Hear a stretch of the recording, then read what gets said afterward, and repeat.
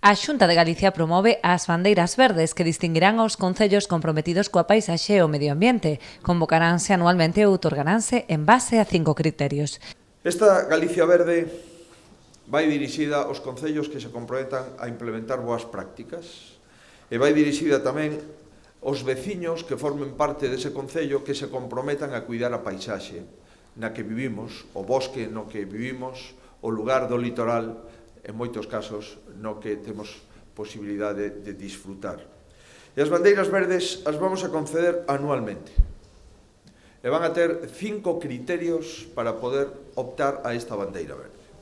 En primer lugar, concellos que destaquen pola protección da paisaxe, polo compromiso co cambio climático e a eficiencia enerxética, polo compromiso coa mobilidade sustentable, polo compromiso coa xestión responsable dos residuos e polo compromiso coas accións de educación ambiental, sobre todo da xente máis moza. Nesta iniciativa recollese a importancia da paisaxe e do medio natural como motor turístico de Galicia.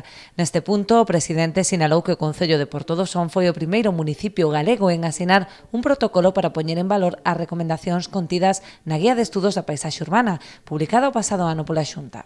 Ademais desta guía, son moitos os instrumentos normativos que ten desenvolvido a Xunta nos últimos anos para garantir a conservación da paisaxe. Feijóo destacou, entre outros, o Plan de Ordenación do Litoral, as Directrices de Ordenación do Territorio, a Lei do Solo de Galicia ou a Estrategia da Paisaxe. Anunciou, ademais, a aprobación de novos regulamentos para este ano.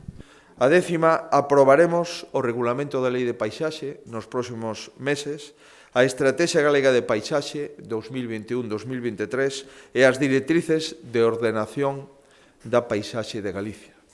E vamos a seguir. Porque estamos a publicar as novas guías paisaxísticas que pasarán a formar parte da colección da Paisaxe de Galicia, e tamén impulsaremos novos pactos pola paisaxe cos concellos galegos e suscribiremos protocolos a prol da paisaxe dos concellos que decidan integrar nas súas políticas as recomendacións da paisaxe ás que acabo de facer referencia.